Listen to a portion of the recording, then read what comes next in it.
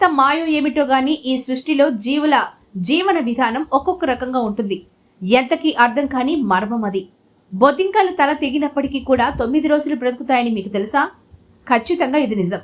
బొద్దింకలు తన తల వేరు చేసినప్పటికీ అవి 9 రోజులు జీవంతోనే ఉంటాయి, పాకుతూనే ఉంటాయి. దానికి కారణం బొద్దింకల శ్వాస వ్యవస్థ శరీరమంతా ఉంటుంది కాబట్టి, శరీరంలోని సూక్ష్మ రంధ్రాల గుండా అవి శ్వాసిస్తాయి కాబట్టి. 9 రోజుల తర్వాత అయినా అది ఎందుకు చనిపోదు అంటే తల తెగి పడడంతో అదేమి తినలేక లేదా నీరు తాగలేక దప్పికతో డీహైడ్రేషన్ వల్ల చనిపోతుందే తప్ప తల లేక మాత్రం కాదు. సృష్టి జీవులలో ఎంత విచిత్రం ఉందో ఆలోచించండి. బొద్దింకను మీరు నీళ్ళల్లో 45 నిమిషాల సేపు ఉంచినప్పటికీ అది బతికే ఉంటుంది. ఎందుకంటే ఒకసారి శ్వాసించిన గాలిని 45 నిమిషాల సేపు శరీరంలోనే ఉంచుకోగలదు. అది వాటి ప్రత్యేకత.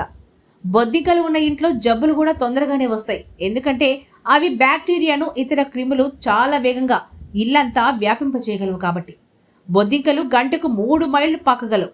ఒకరోజు వయసున్న బొద్దింక కూడా పెద్ద బొద్దింకతో సమానంగా పాకగలదు. ప్రపంచవ్యాప్తంగా 4000 బొద్దింకల రకాలు ఉన్నాయి.